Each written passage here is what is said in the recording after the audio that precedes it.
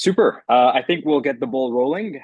Thank you all very much for joining.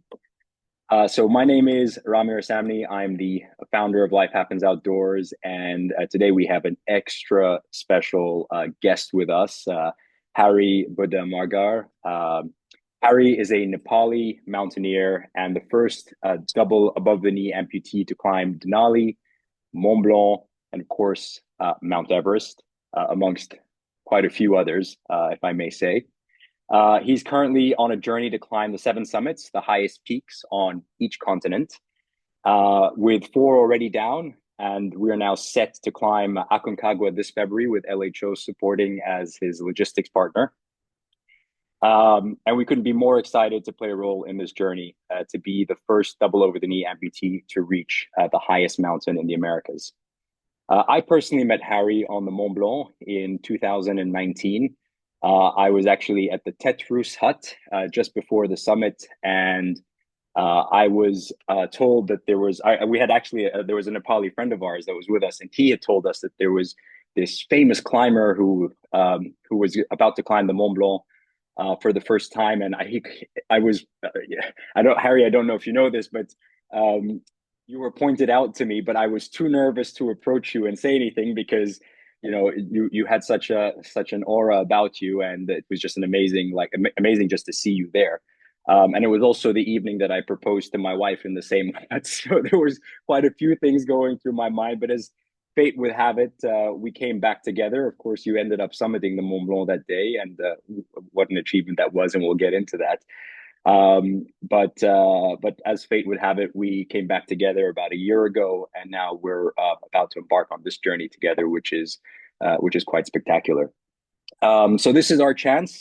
This is a chance for our LHO community to get inspired by your incredible story, and to ask our questions, which is unique because you are doing something that I think nobody else has ever done before. And I'm sure that there are a lot of very curious questions that we do have because yours is a story that really starts from the bottom of the bottom and actually goes all the way up to the top, which is really something. A couple of housekeeping things before we get started. We just kindly ask that you mute your microphones and switch off your cameras. As Hari recounts the story, feel free to drop your questions into the chat, and we will pass those to Hari as we go along through this chat. And then at the very end, what we'll do is we'll open up the floor to everybody to be able to ask your questions directly. And at that point, you can feel free to turn on your microphones and your video if you wish to, in order to pose that question. And we just ask that at the end, when we open up the floor, please just raise your hand so that we can ask each of you one by one to open your microphones, and so we don't get kind of the crosstalk and it becomes very difficult for us to hear the audio. Super. So without further ado, Hari, welcome to this edition of our live Q&A. Thank you very much for joining us. And I guess my first question to you, I mean, of course, please introduce yourself, and then also maybe walk us through a little bit of your background and your upbringing in Nepal and kind of how it all started. Rami, first of all, thank you so much for today. Most importantly, thank you so much for accepting me to take me to Aconcagua. So I'm super, super excited, and thank you so much. And not many companies who accept me to taking me on the mountains. So thank you so much. And I really, really appreciate for that. I grew up in Nepal. I was born in a remote part of western part of Nepal. I was born in Kauset. I went to school barefoot. I didn't have any pen and paper, so I just learned on a wooden plank with the chalk stone. That's how I learned to write. There was primary school only primary school in my village, so I had to walk a day and stay there for my secondary and high school. I felt many times, two times, mainly class 8 and SLC. I failed in English in SLC. SLC is like a GCS in the UK. It's just, last year after high school, pretty much. And sadly, I have to speak in English right now. But some ways, I didn't give up, and there's one way to coming out of the poverty was to, even how many times you fail it, just get educated, and just stand on my feet. There was civil war when I was growing up, and there was civil war lasted for 10 years, and more than 17,000 people were killed. And I simply was able to join the British Army at just middle of that civil war, and simply I went to fight another war simply. But simply just I was just trying to make my life better, make my family's life better. So that's what I was trying to do. And some ways, later I lost my legs and I start climbing mountain. And that's how I got into the mount training. And now simply uh, climbing a mountain, just I want to make awareness of disability because I really, really struggled myself. I lost lots of my time because of that. So that's pretty much me. That's incredible, Harry. So for people who don't really kind of know how it works, so how did you go from being where you lived in Nepal, to the circumstances that brought you to losing your legs? How does that work for you? As I understand it, it happened in Iraq, and it was an improvised explosive device. So what brought you to Iraq? How did that happen? It was actually Afghanistan. It was. So Sorry, just to Afghanistan, correct, right? I'm sorry. It was Afghanistan. So I joined the British Army. So every year, Nepalese men who join in the Gurkhas, so about 200 people join in Brigade of Gurkhas. We have got our own regiments in the British Army, and we are serving for United Kingdom over 200. It will be 10 years in this year, so it will be 210 years. Um, and it's a long, long history. We got involved into the First World War, Second World War, pretty much all the war that Great Britain got involved. And simply, I was deployed in Afghanistan in 2010, and that's the day that 17th of April 2010. We just very early in our operation tour, and we were 20 in the squad. I was the 10th guy. We were all in a single line, and 9 people passed a little small path. And suddenly when I went done, and just, yeah, my life completely changed. And what happened? So you were told kind of, I mean, like how quickly did it happen, basically, from the initial impact to then kind of realizing, what had happened and coming to terms with that? I mean, what was that period like in your life? That was very, very difficult. Some ways, I was saved my colleagues. They did amazing job to save me. Then I had a pretty good career in the army, so I was about to promote into next level. Uh, but after injury, simply the first thing was I didn't know about disability. I didn't know about how in Nepal disabled people are perceived as it's a burden of the family. It's a burden of the community. It's a burden of the earth, we call it. And also maybe something we have done in our previous life. So I'm receiving this. This is the things, that mentality that many people in Nepal who has got, and I had exactly same mentality. So I thought that, yeah, maybe I've done something wrong in my previous life. So this is maybe I'm having this. I will sit on chair on wheelchair the rest of my life.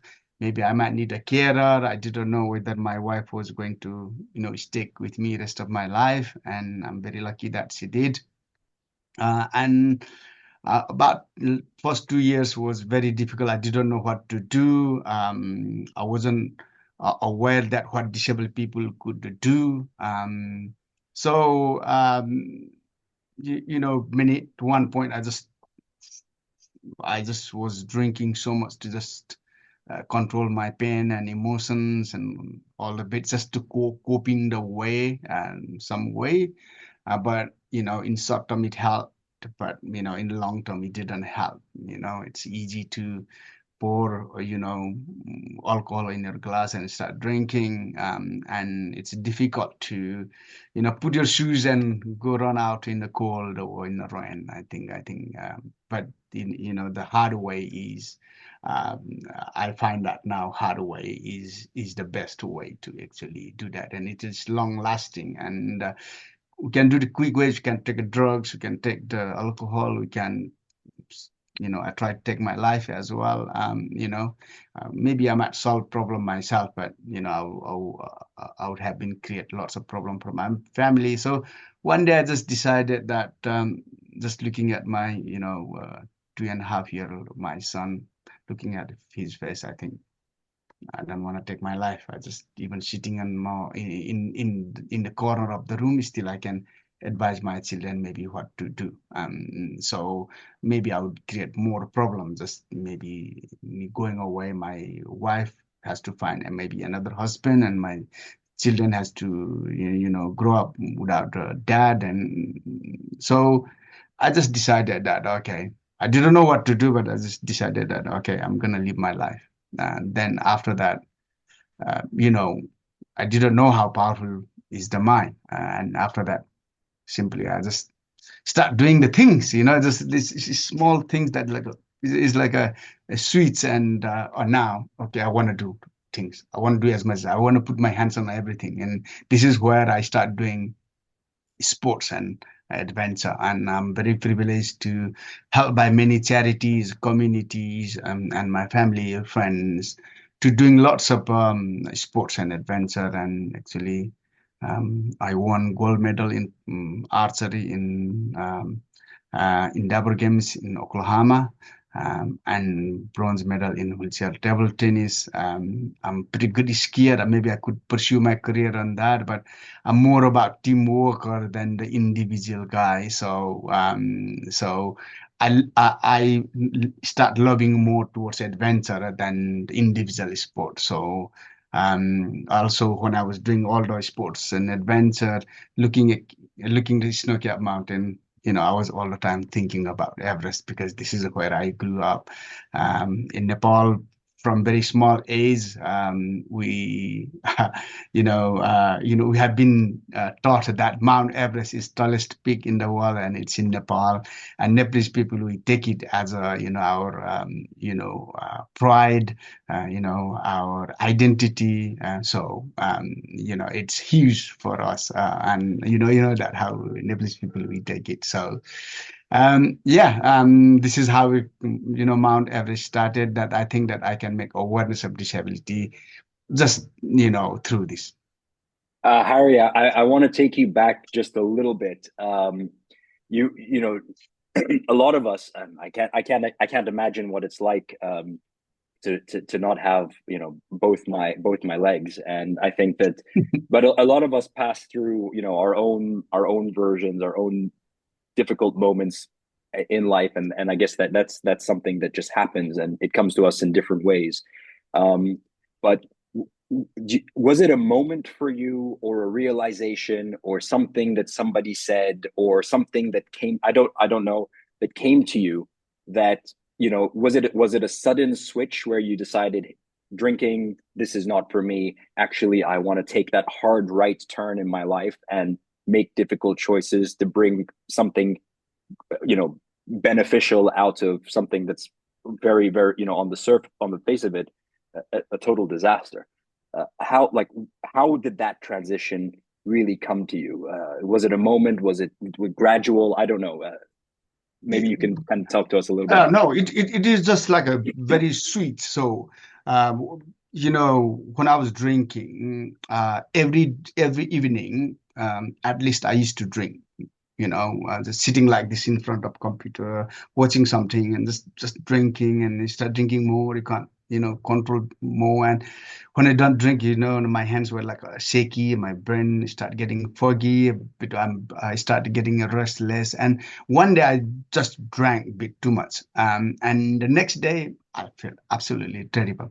And that is the quite thing that, yeah, if I'm going this way, because by that time I was drinking about, nearly 2 years of, you know, so, I just realized that, if definitely if I'm going this way, because I have seen lots of people that who died in the community drinking a lot, and they passed away very young. And simply, I just, I realized that if I'm keep doing this way, then I'm definitely gonna die next few years.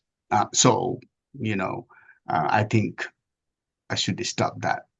Just mainly is for my family. So that's And kind you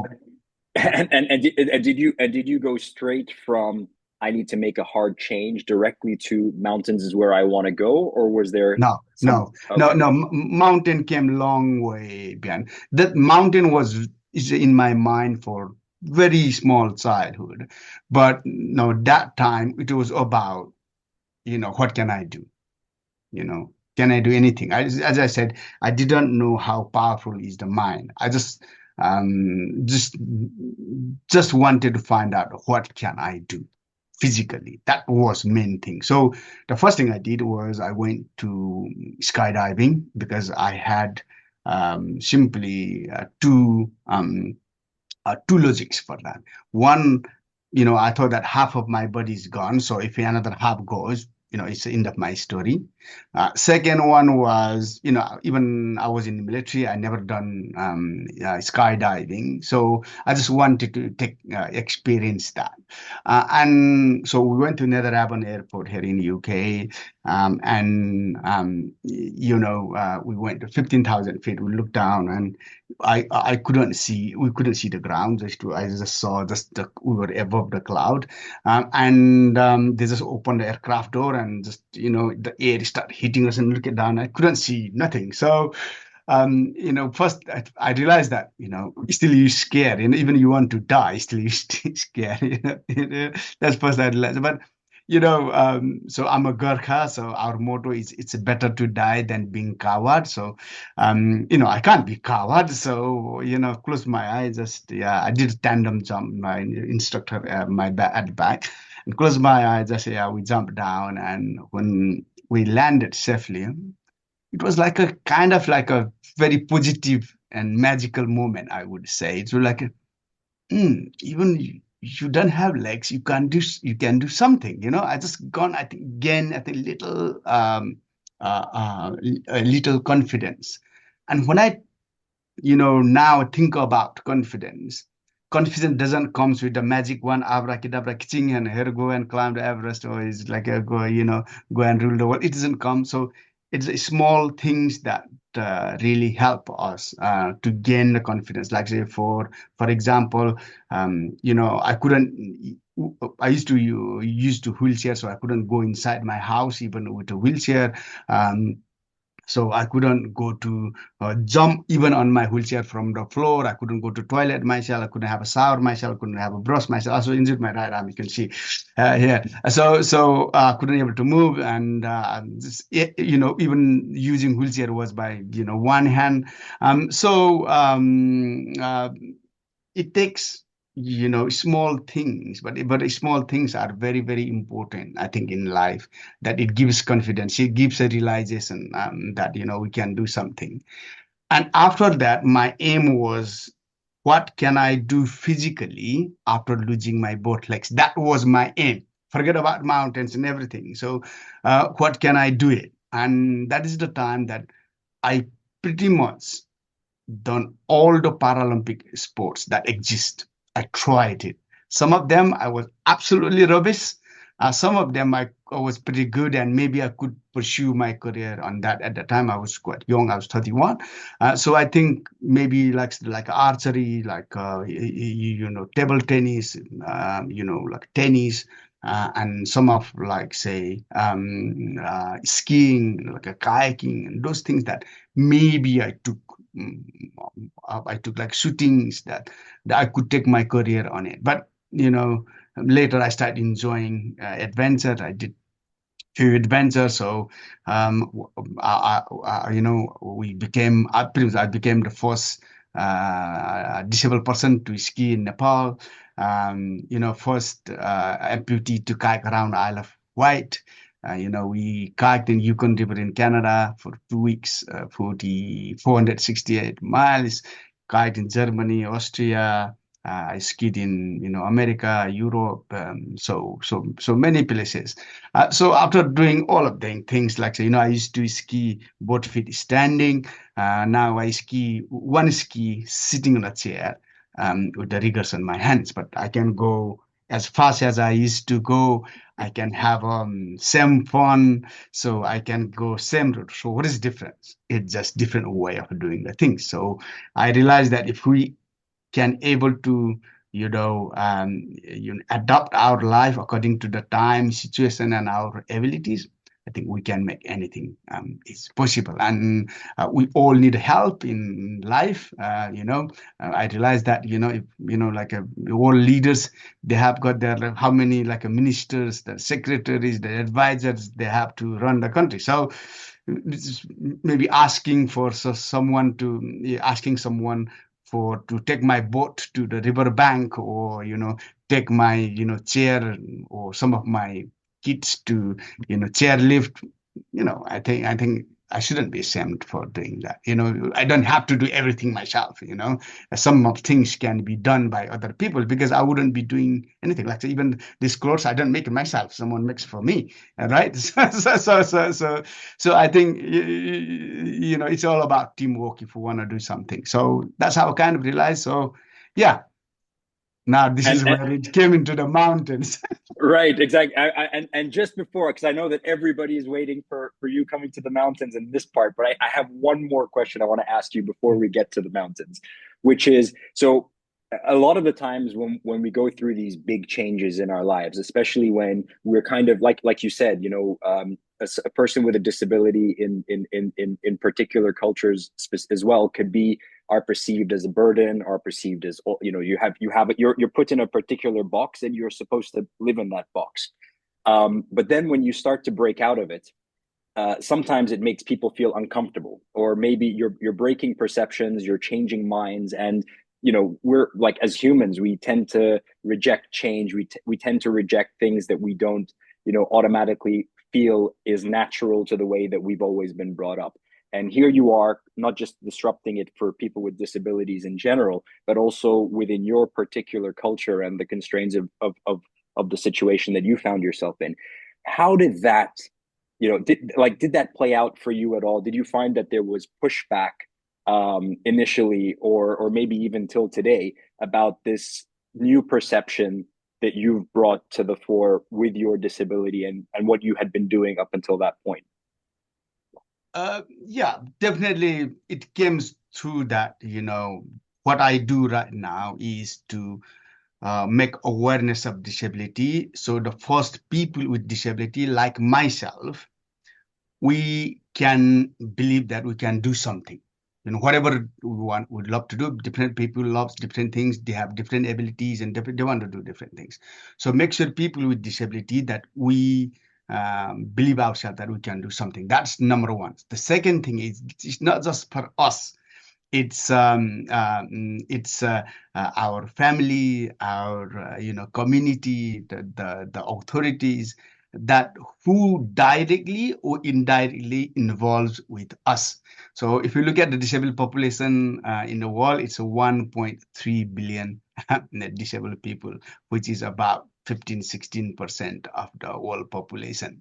And you can't, let's say, hide us under the carpet. And I think any problem that we need to solve, I think we need to bring it out. and discuss it in civilized manner. That is the only any problem that I think, even the problem that we have something in the house or in a team or whatever it is, if we don't discuss it, then I think we can't solve the problem. So we need to bring that one. And the people also who discriminate us, who help us, is also from this community. So it's very important to making awareness of those people about disability, that what the disabled people can do and how we need to support them. So there's two parts that I want to make awareness and change perception, so people with disability also live as a normal life like other people. I might be my legs might be my weakness, or somebody might have a hands, eyes, mind, whatever that is there, they might have a weakness. No one is perfect in the world. When I was teenager, I used to think if my nose was a bit pointy, I would look a bit more handsome. If I was a bit taller, then I would look more handsome. I'm 3 inches taller than I was, and my shoe size is one size bigger now. But that is kind of thing, that those are the kind of things that I was thinking. And some people, let's say, think about like students, and some are good in English, and some would not good in math, some are good in science. And so we all have weaknesses some ways. Some are part of our body, we don't like it. But I think the best thing for after my injury was I was able to recognize myself. I used to hide it myself because I came from those civil uprising area, and we didn't get a rent, in the cities, and also they wouldn't give us their daughters and families and things like that. If you want to get married, so it is like a huge stigmas around. So for me, like, so after my injury, I went to my community parties, right? And sometimes, and when I go there, especially those like, elder generations, days, oh, you lost your leg, like it's like a really, it's not bad way, but it's sympathetic way that, they kind of, so they kind of expected possibly me to sit at my home and not go out. I'm, when it music's, they plays, and I still want to dance on my wheelchair or whatever that is. It's still, I'm exactly the same person, right? So I have got same mind, same brain, same heart. I'm the Hari Budha Magar still. But only thing is, you don't see my legs. That's what it is. I'm a human. So the one incident was I was waiting in Kathmandu, and one lady came. She was about my age. Maybe she came from a very remote village, and she said, "Oh, you got a fake legs?" And said, "Yes, I do have fake legs." Um, do you not wear trousers? She said, and no, I don't wear trousers. Even I went received my MBE last month, and I went with my trousers. So I always wear I always wear shorts. So that lady said, if you wear trousers, you look normal. And maybe I'm normal to me myself. This is me. This is normal to me. And I said, oh, you look nice. And so I think I'm nice and handsome. But she was very, very innocent. And the way she was trying to put thing was, okay, hide it. Um, it's not just in Nepal, but many part of the world, disabilities they want to hide it. And as I said, hiding it, we're not gonna solve the problem. So, okay, I think this is the time for me to use the Everest to make awareness of disability. So it's that disabled people also can do anything. Some ways, principally, I believe that, Everest is possible because we made many impossible things possible. We start, flying things. We couldn't, run fast enough to explore around the world. So what we did, we designed things to it can take us faster in land, sea, and air. We can go to another planet. Who made this possible? Human made possible. So guy with no legs should be able to stand on the top of the mountain. That was my my kind of initial like a principle that it is possible. Some ways it would be possible, or some way will make it possible. So mm, I will use Everest because it's in Nepal, so I can use that to simply making awareness of disability. So this is how I came to the mountain. And Harry, amazing. But so there you are, and you decide, I'm going to make the edge of human existence. I'm going to make my point there, right? But it wasn't a straight line, I suppose, because as I understood it, it wasn't just physical challenges that stood in your way when you went up to Mount Everest. There were also some legal challenges, some problems regarding permits. Just tell us a little bit about some of the challenges that you faced from when you first decided that that was going to be your target to finally standing at Everest Base Camp and preparing to actually climb. Because as I remember it, the climb actually may have been I wouldn't say the easy part, but it was definitely the part that was fully in your hands, where there were parts before that that were out of your hands that were preventing you from making it possible. Yeah, there were lots of challenges. So maybe let's go through some challenges. One thing was there were no legs were designed for double above knees amputees to climb in ice and snow. I couldn't use normal crampons. I couldn't use normal shoes because I don't have a feet, so it wouldn't fit me. So we had to design some of them, and in some ways my friends from US who helped me initial phase to just figure it out in my mind that how this could be climbed, and then after that we design the legs simply. I went to my here in my my prosthetic center here and asked them, can you please, do you have any legs that I can able to climb in ice and snow? He said, no. I have some ideas. I will bring something. Can you just, screw it or, put it, weld it up so, I can able to do that. And simply, uh, they, mm, they said, sorry, we can't do that. It's a health and safety. Everything has to be CE approved. And I didn't know what is a CE approved means. And now I realize that it's a engineeringly approved, and so it should be certified all the parts of the legs. Then okay, we find out something, and this is where that one of my friend in the US who was climbing, he's one above knee amputee climbing in ice in Colorado. So I requested him to send me a pair of them so that I start climbing. Problem was he was one above knee, and I double above knee, so it didn't really work. But some ways I think we figured out what can work. So we designed the legs. So first thing is we designed the legs. A second thing was so I supposed to climb in 2018, and end of 2017, Nepalese authorities, they brought the new rules banning, double amputees and visually impaired. To climb any mountain in Nepal over 6,500 meters.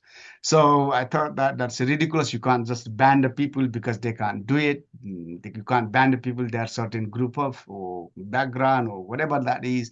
So initially we tried diplomatic means. It didn't work, and I think it would possibly wouldn't be change that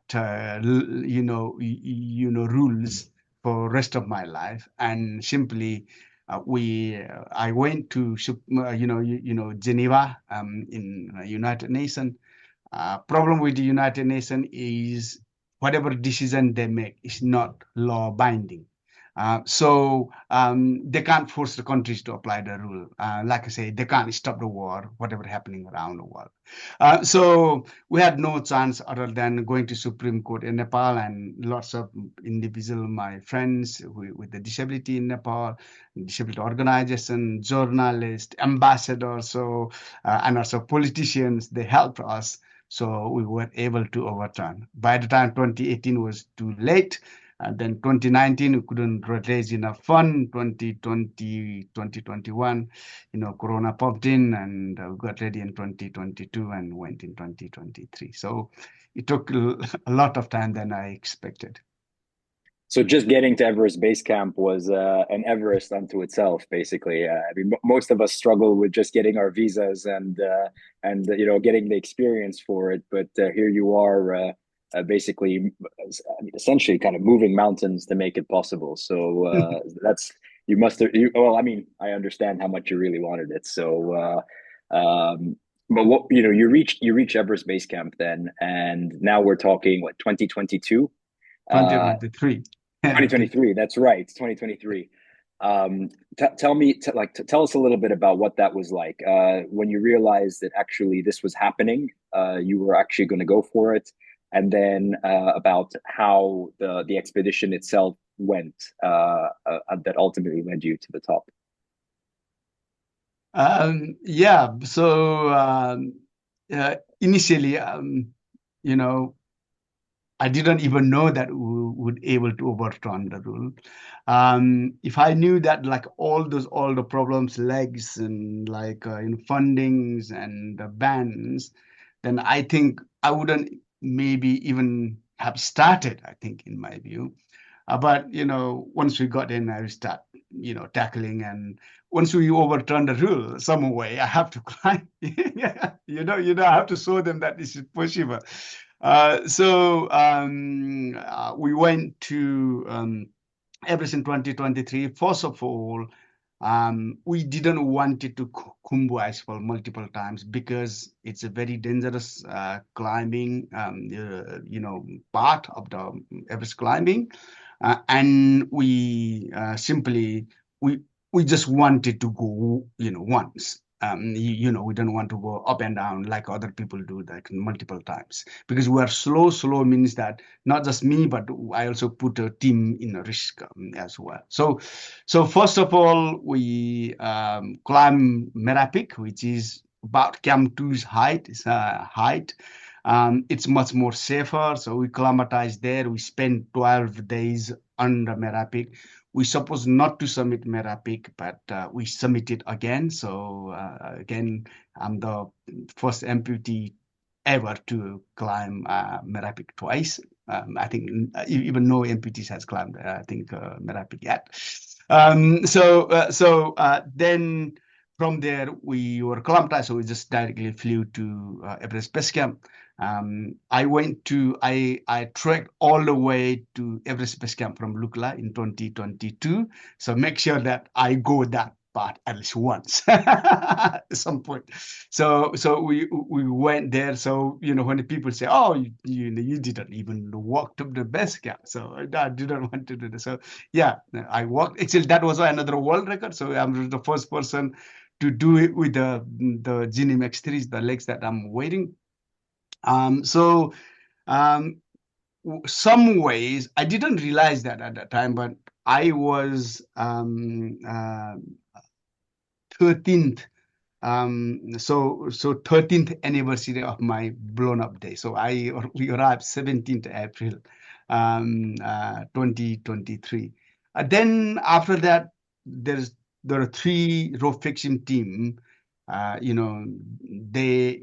They have already died in Khumbu Icefall because one of the glacier collapsed and just buried them. And that delayed rope fishing to the summits. Then simply we got quite early, make sure if the route opens early, we just want to do it. But also, let's say we failed the first time, we have got maybe another chance to attempt as well. So that was the plan. And the route didn't open. We just waited at the base camp for 19 days, just getting fit. I spent that 19 days just about 20 meters up in radius. That's how I spent. Sometimes at a couple of days we went to Khumbu Icefall for training, doing some ladders and some ice climbing training, some techniques, but most of time we just sat at the base camp just waiting whenever they're gonna open the route. And we're a bit bored. We thought that they're going to open the route, so we went up uh, simply in the Kumbu ice. Well, we started in the evening because I knew that it takes about 3 times longer than normal people. Normally people, they start at slowest people start at midnight about 1. Faster people start about 3, half 3, some things like that. But we started quarter to 8 in the evening, and we went whole night.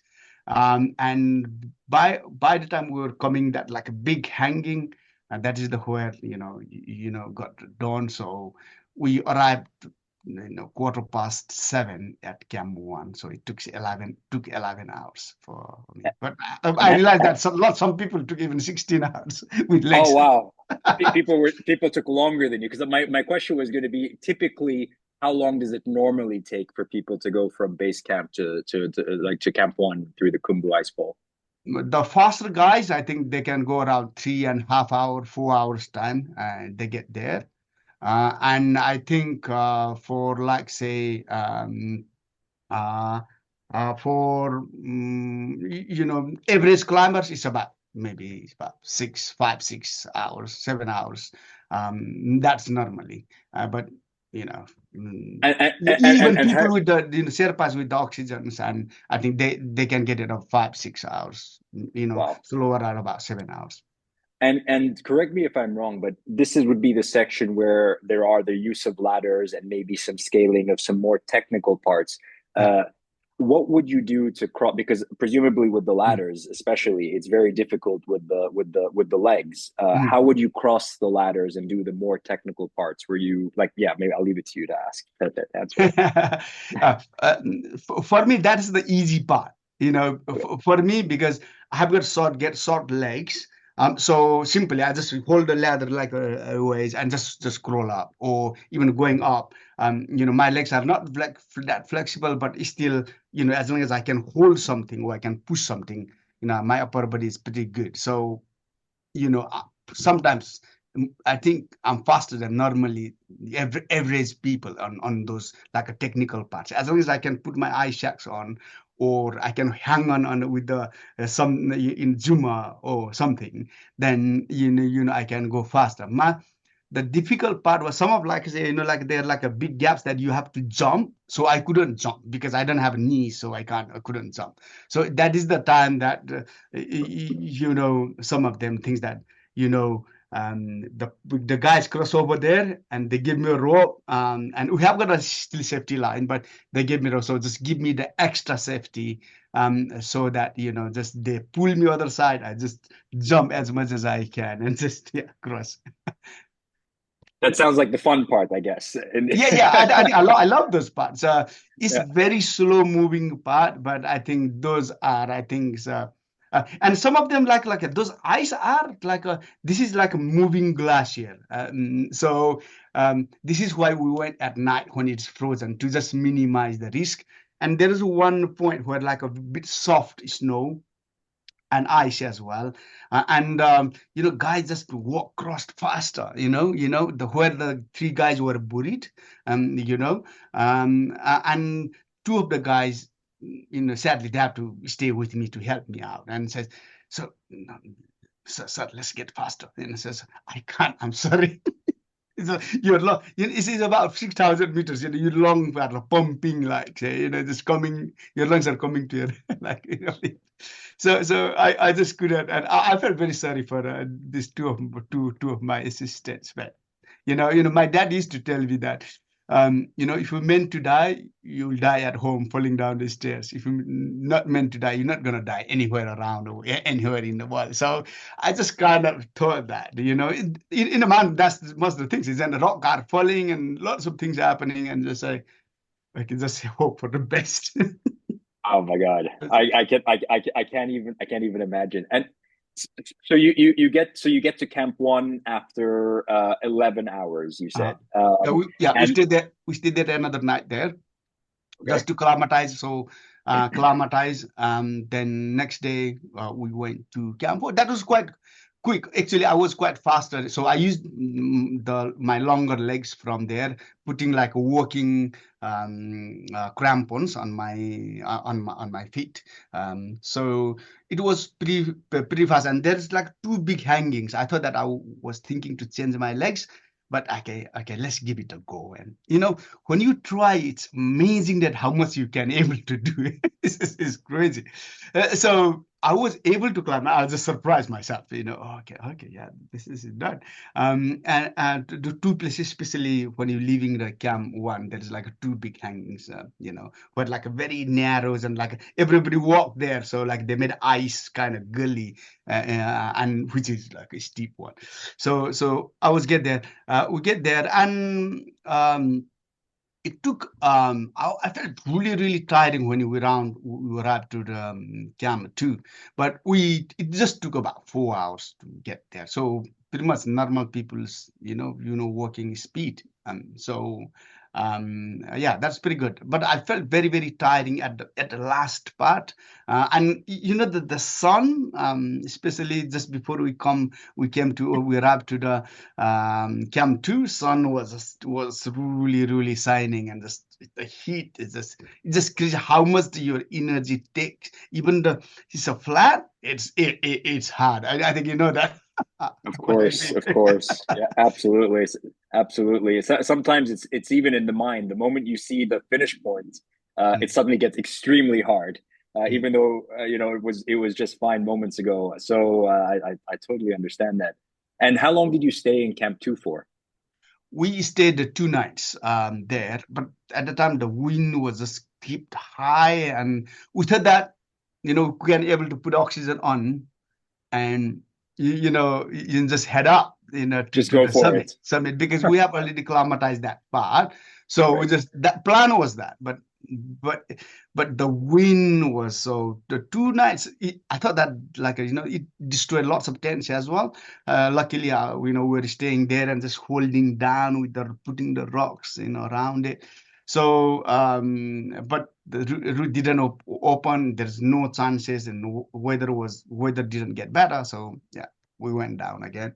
Then yeah, then we went down to Lukla. We flew down from base camp to Lukla, and just to get more, because we didn't know that the weather was getting not getting better for next few days. So I think just let's get a bit more oxygen, and maybe we'll get more recovered. And we went down. We stayed there 3 days, flew back again to base. Uh,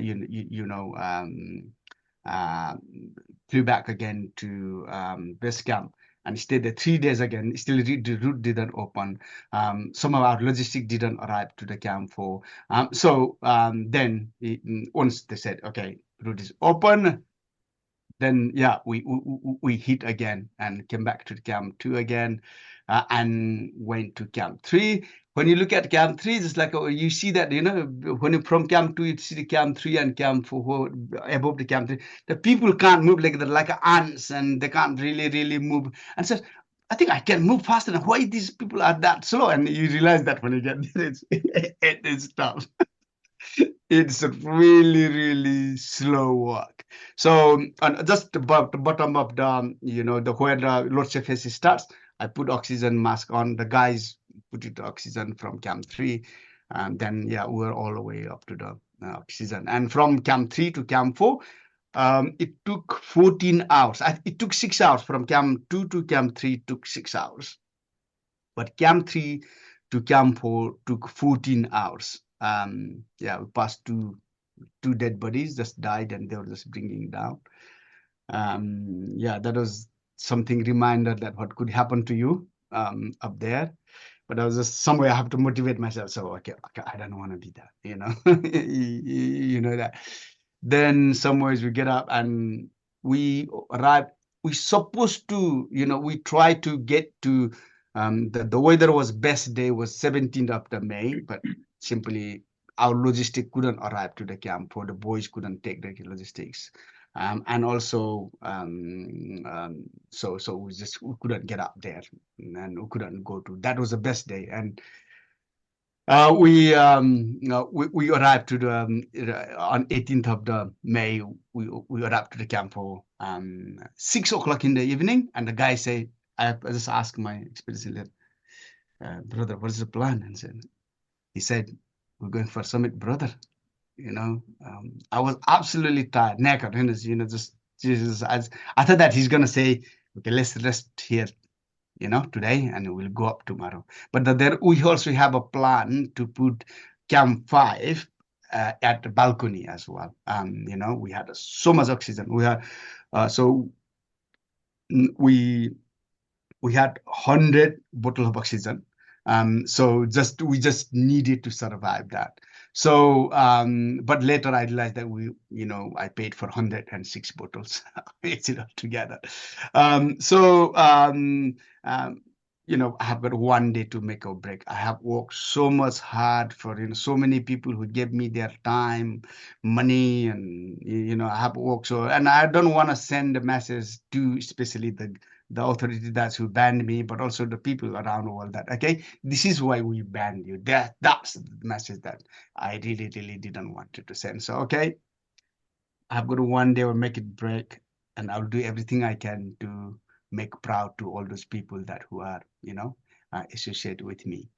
So what I have decided that, okay, we got quite a big team, so even I can't, something happens, I think boys maybe can pull me down. So I'll keep it going until I reach the summit, or I collapse. So yeah, we left about we couldn't leave at 7:30, so we left 9:50. Left in the evening. And what time did you ultimately arrive on the summit? It's a long time. Next day, 10 past 3 in the afternoon. Wow. And when you got there, what was the first thing that came to your mind? The one thing I was very pleased that, finally, we submitted, history is being created, but there were lots of uncertainty. Some of our team, they went back down, some of them. We were there, we're running out of oxygen. We didn't know what's the weather going to like. On the summit day, weather was so bad. It was like so wind.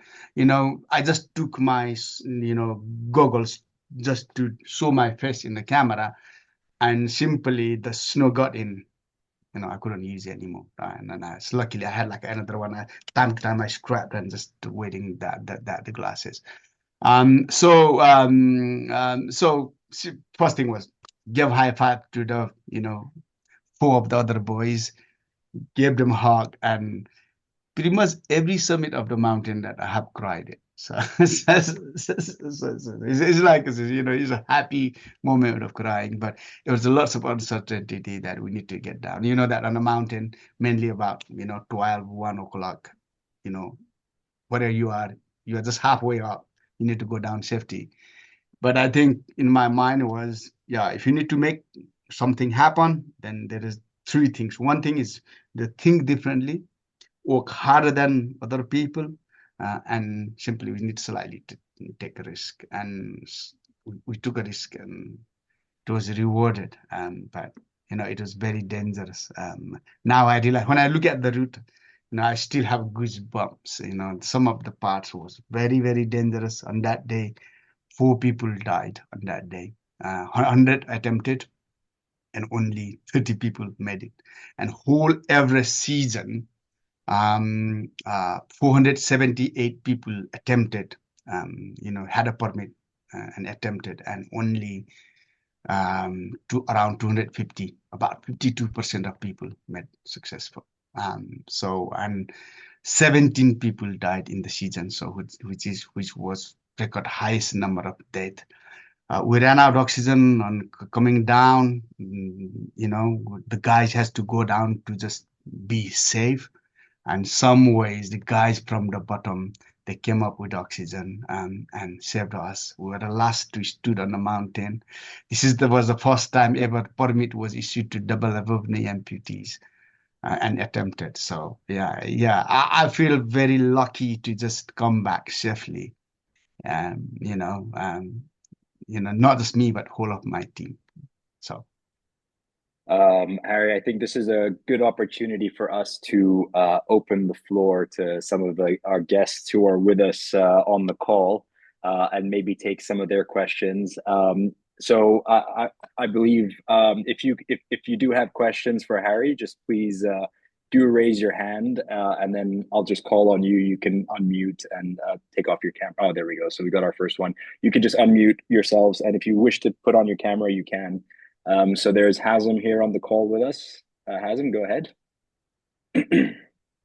Hi, Harry. Thank you so much for sharing your story. So it's very refreshing, and it kind of puts everything I've ever done in my life into perspective.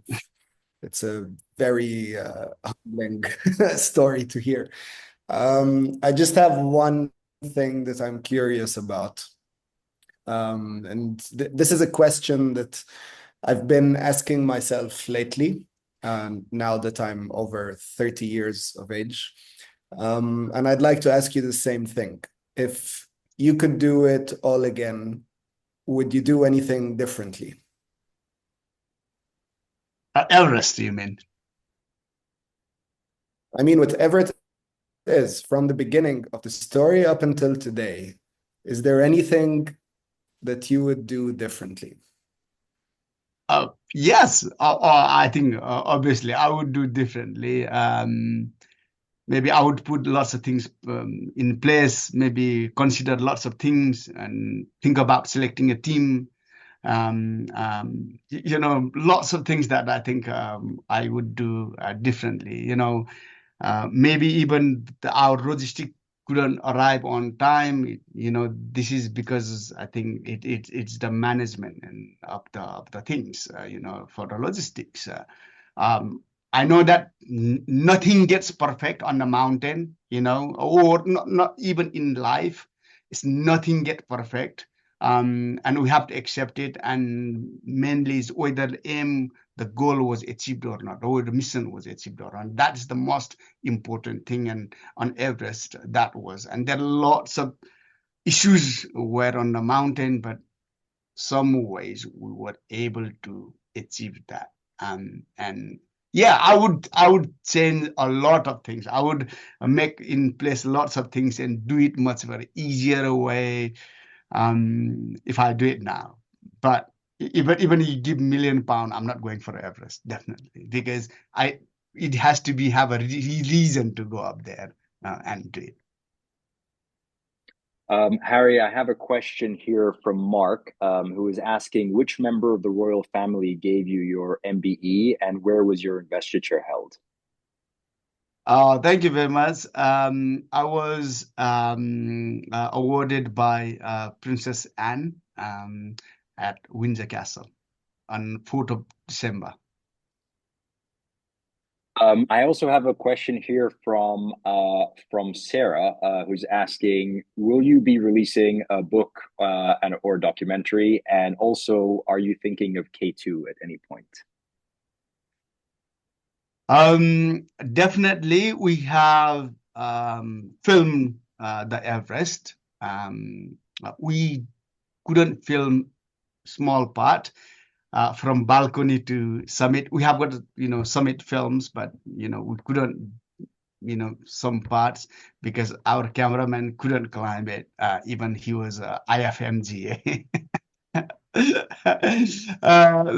Yeah, we try to get that documentary moving, but I find there are lots of issues still, even many industries that is about stigma around disability. There's so many things around that. So hopefully some point it will come, but not exactly sure when, because it's not on my hand that I don't have like a broadcasting platforms. If I had it, I just go away. It's not about the story you want to tell people on some side.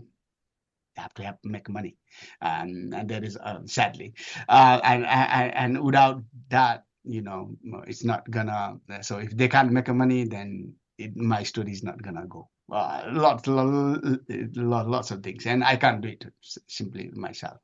And hopefully also some point the book will come. Book also exactly similar situation. We are working in at the moment. Hopefully 2025 will bring some good news. And haven't thought about K2. And I have no plan at the moment. Let me complete Aconcagua with the, life happens outdoor, and then we can go to, I'll go to Puncak Jaya and Vincent. Let's finish the 7 summit first. And very likely, I think I'm not going to do K2 unless it says something that is the reason that I go and do it. I think, I'm not going to do it for awards and monies and whatever things. Something that I think, what I feel that me sacrificing my life, if I make it difference in other people's life, then I'm happy to do that. That's was kind of for my military career, and even now, this is the way that I'll serve to the disabled community around. Amazing, Hari. I have a question from Hannah, who's also a veteran. She says that I've been following your story along for a while since becoming aware of you through Life Happens Outdoors. I just wanted to say what an inspiration you are to myself and to many others. I hope other veterans who have had struggles since the forces feel inspired by you to also take on challenges and find that purpose in life again and a sense of belonging. Wish you all the best on upcoming challenges. So that's just a nice little thing from Hannah over there, who actually works with us as a team leader now at Life Happens Outdoors. So that's great. She just came back from Zimbabwe. So welcome back, Hannah. Oh, that's very nice, Anna, and thank you so much. And simply, some ways I was able to find my passion on the mountain and some purpose, passion and purpose on the mountain. And simply, I was just doing all sports and adventure. In some ways, I was able to find and realize that, I can do something with the mountain. In the mountain, many people do so many different. They can create a mountain, whether a business or work or hobby or record or history, or me like myself making awareness of disability. So you can do whatever you like to do at mountain. I think life is a such as well. And great to see you. Hope to see you somewhere on the mountain. Yeah, thanks so much for your kind words. Hari, so a question for me actually is, so you have now the 7 summits in your sights, and Aconcagua is our next big opportunity, and I'm very excited to be there with you next month. What at the end of these 7 summits, what do you hope to achieve finally? What's the end goal when it comes to completing this challenge? What is the final message that you hope to put out there in the world when we hopefully very soon complete those 7 summits? It's simply, nothing is impossible enough. So this is about mind. Everything is all about mind. I think one thing is, once we think, our mind thinks, then our body follows. Our body doesn't follow if our mind doesn't think. So, if I say that, if we set our goal, then simply, if we can run, we'll run. If we can't run, we'll walk. If we can't walk, we'll crawl. If we can't crawl, we'll roll. If we can't even roll, we'll use our mind, make something that will take us there to get our destination. So very simply, it's nothing is impossible. But also, it's a conquering dreams. This was my Everest expedition name, and this will stay until end of the 7 summit as well. Because dream, so Everest was my childhood dream, but dream doesn't just go to one dream and one after another, and then after another, and just you simply just tackling one by one. And for my main aim behind this is to making awareness of disability and around the world. This is why for me, I could go to do the highest, or 14 peaks, or I could do go to like a highest peak, and that all in Asia. So my aim is to take around the world. This is why I chose to do the 7 summit, so around the world, to making awareness of disability, so that people with disability can believe themselves that they can do something. And also it's not just our problem, but our families, communities, and authorities' problem as well. So other people also support us right away. So we people with disability can live as a meaningful life. Lots of people, especially in the West, is slightly different mindset, but also we can live as a happy, successful, and meaningful life like any other people. So that's the main, and hopefully will change the perception of the people towards the disability, but people like myself to myself as well. So make sure that I can do something, then hopefully we can make a world a slightly better place. I don't expect to changing whole world by doing whatever I'm doing, but as long as I can change one or two or three people's mind, and I will be happy, and they will be doing themselves, and we can multiply that, I think. Hari, how can people support you and support what you're doing? How can they follow you? How can they see more about you? Maybe you could just let us know a little bit about that. Very simply, it's Hari Budha Magar is all of my socials. I don't have like any nicknames or like any brand names. So simply is a Hari Budha Magar. My website is haribudhamagar.com. You can support me, following me, or sharing my story, or you can donate for my expedition, or just maybe sending a message, encouraging me, whatever that is, and whatever way, simply you can support me. So And thank you so much. Anybody that who's supporting me, I really, really, really appreciate it. And without support of those, friends, families, the communities and followers, and also my sponsors, this wouldn't be happen. And like life, happens outdoor, without your help, I wouldn't be coming to Aconcagua. So thank you so much for every one of you there who helped me. It's our pleasure, Hari. You're the one who's doing all the heavy lifting. We're just along for the ride, and so we thank you for the trajectory, for everything that you're doing and you're putting out there. And on the note of Aconcagua, just to let everybody know, Hari will be supported by Life Happens Outdoors in Aconcagua in February. Our expedition is actually open to the public. Hari will be climbing there with his expedition, but it'll be supported by the same camp. So if Aconcagua is on your mind and that's something that you want to do, please join us and join Hari there this February. You can find the link in the details. We'll send it over by email afterwards, or if you're joining us on YouTube or on our website, you'll find the information in the link below. And with that note, I'd like to say thank you very much, Hari, for everything that you've been doing and the incredible, inspiring story that you've brought to the world. Thank you to our community who've been supporting what we're doing and for joining us here on the call live, but also for sharing what we're doing. Please like, subscribe, share the link, and we can hopefully spread this message and spread this hope that Hari is such an incredible embodiment of. So thank you very much, everybody. Thank you. I absolutely can't wait to get to Aconcagua. I'm very, very excited and hope to see many of you there. Thank you, Hari. All the best. See you soon. Take care.